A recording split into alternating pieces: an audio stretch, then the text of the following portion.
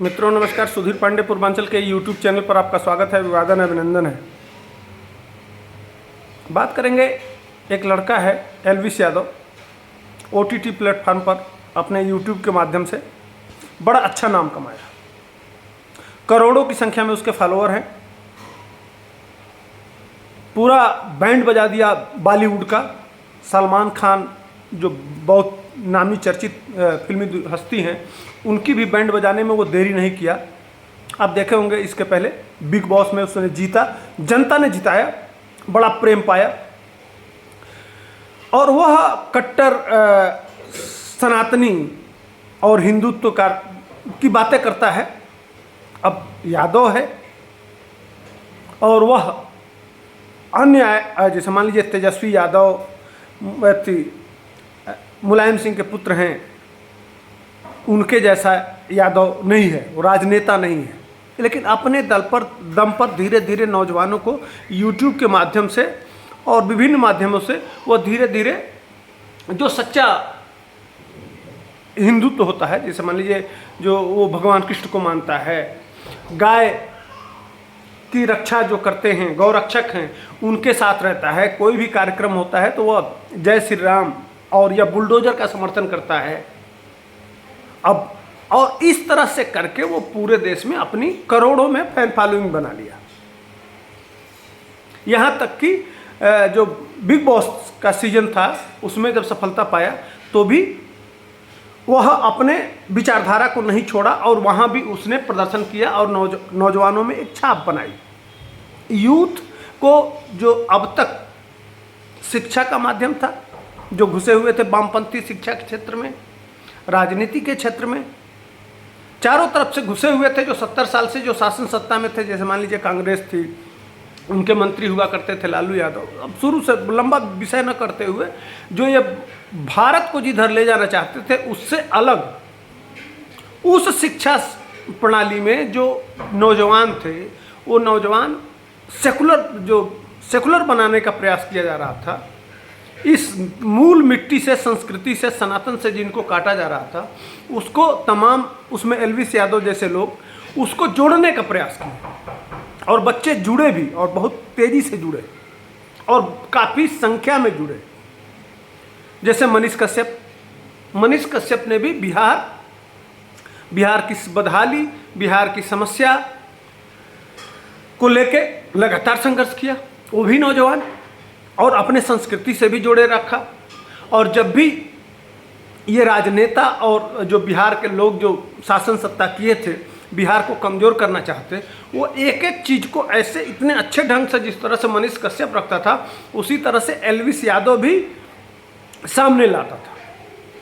अब ये जो नई पीढ़ी आई है, इसको कैसे कमज़ोर किया जाए, इसको कैसे दबा दिया जाए, कैसे इसको बैठा दिया जाए, इसके लिए लगातार षड्यंत्र चल रहा है। ये जो 70 साल से तथा कथित सेकुलर के नाम पे जो 1947 जो समर्थक है 1947 तक इस देश को इस्लामिक राष्ट्र बनाना है, उस पे जो युवा पीढ़ी, नई पीढ़ी आ रही है, अब उसमें एक ओबीसी वर्ग से एल्विस यादव, जिसका बहुत संख्या में यादव भी समर्थन किए थे उसके हिंदुत्व को, अब यह कैसे पचेगा? तो एक है भाजपा ने सबको मौका, बहुत सारे लोगों को मौका दिया। चलिए भाई, राजनीति में है, गांधी परिवार के पैरेलल चाहिए भी था, तो मेनका गांधी और उनके बेटे को सांसद बनाया उत्तर प्रदेश से। लेकिन मेनका गांधी को कभी जानवरों की सेवा करते हुए नहीं देखा होगा, गाय को रोटी खिलाते हुए नहीं देखा होगा कभी। कोई सिर्फ एनजीओ बना के और सिर्फ अपने आप को वो एजेंडा सेट करना, यह एक षड्यंत्र है एल्विस यादव के खिलाफ। ठीक है, पुलिस का काम है जांच करना, वो करेगी, दूध का पानी का पानी आएगा। लेकिन जो मैं सोच रहा हूँ, इस समय देखते होंगे 1 साल से मैंने पिछली जब सरकार आई थी तभी से बेचैन है मेनका गांधी के पुत्र उत्तर प्रदेश के मुख्यमंत्री बनने के लिए, लेकिन जोगी जी को बना दिया गया। उनके पेट में वही दर्द है। आप देखे होंगे किसान आंदोलन के समय बहुत समर्थन किए थे किसानों का, और वो तिरंगा झंडा किस तरह से लाल किले पे फहराया गया था।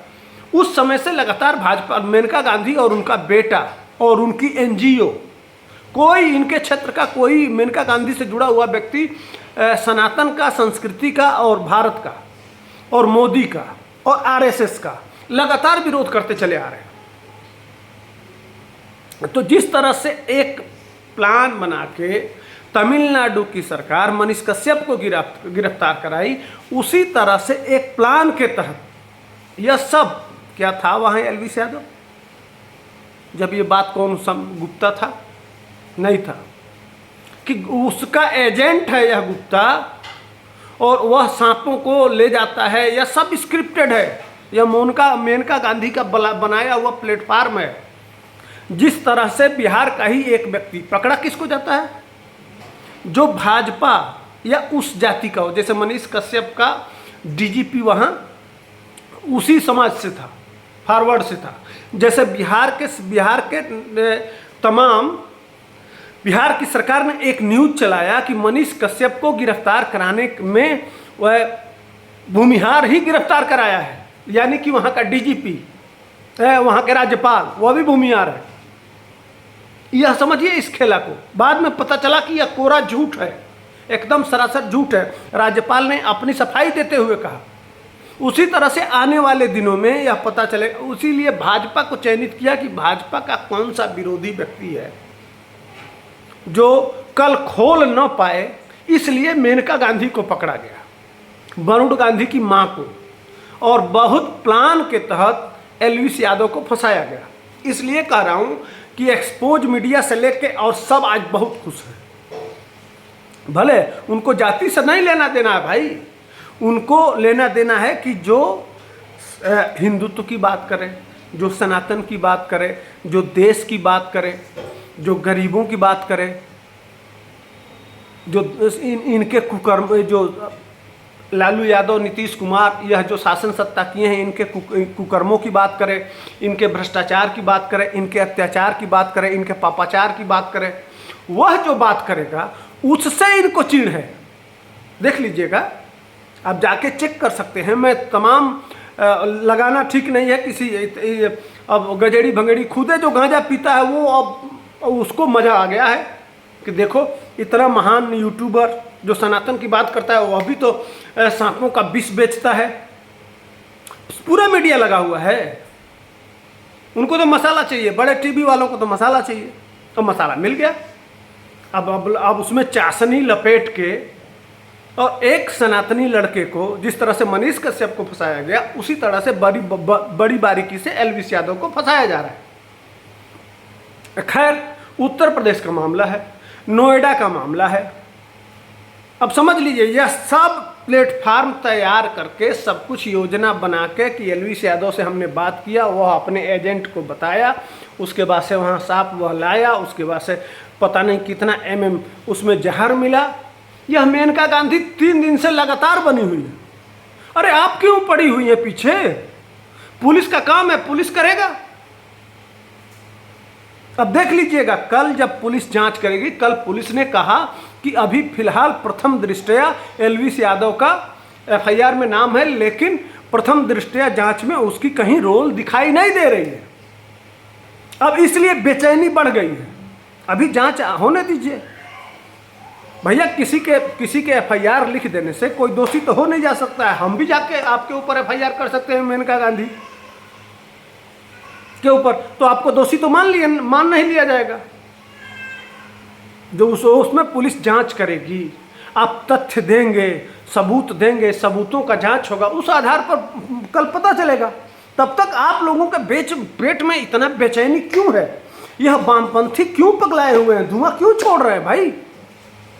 हम जानते हैं मेनका गांधी और मेनका गांधी के बेटे का टिकट कटना है, भाजपा एकदम तय कर चुकी है। आप लोगों ने जो दिखाया है वो आप लोगों का पत्ता साफ है, तो आप लोग एक एजेंडा के तहत यह सब लाएंगे सामने और आप लोग यह करेंगे। आप लोग वही टूल किट के हिस्से हैं। आपका बेटा है, इसलिए कि आज नरेंद्र मोदी की सरकार, चाहे वो पाकिस्तान में हो और चाहे वो कनाडा में हो, जो देश के दुश्मनों को एक एक करके निपटा रही है ना, उससे तमाम लोगों को, जो उनके समर्थक हैं, उनके पेट में तो दर्द है। अब उसमें जो नौजवान नए नए आ रहे हैं, उनको कैसे फंसाया जाए कि डर जाए, कोई इस रास्ते पर न चले। अब मान लीजिए कि एलवीस यादव जो सफलता पाया है, उससे प्रेरणा लेके तमाम बच्चे आ सकते हैं, इस तरह का रास्ता अपना सकते हैं, वह सनातन संस्कृति और हिंदुत्व की बात करेंगे। तो इनको कैसे कमज़ोर किया जाए, यह प्री प्लांट है। आज तक एक बार उसको फिर गमला चोर बनाने का प्रयास किया गया था कि देखो ये G20 के जो फूल पत्ते हैं वो उठा के ले जा रहा है, उसके पीछे लगे हुए हैं। जिस समय वह उतनी मीडिया उसके घर नहीं गई थी जिस समय वो बिग बॉस जीता था, लेकिन कल उसके ऊपर ब्लेम लगा तो पूरा जितना मीडिया ये टीवी पत्रकार है सब पहुंच गए। बाप रे बाप, अब क्या खजाना भागोड़ा है, भाग गया, ये है किसी तरह से कि यह सनातनी जो होते हैं, जो हिंदुत्व की बात करते हैं, जो धर्म की रक्षा की बात करते हैं, जो गौ रक्षा की बात करते हैं, यह सब ये काम करते हैं, 2 नंबर का काम करते हैं, ये अपराधी हैं, ये गुंडे हैं, माफिया हैं। देखिए हर तरह से उनको शिकंजा कसने का, उनको कमजोर करने का ये षड्यंत्र चल रहा है, इसको समझिए। खैर सरकार अपनी है और सरकार की बात नहीं है, पुलिस पे विश्वास है, संविधान पे विश्वास है, कानून पे विश्वास है कि एक न एक दिन दूध का दूध, पानी का पानी होगा, मनीष कश्यप भी बाहर आएगा और एलवीसी यादव भी बचेगा, हमको पूरा उम्मीद है।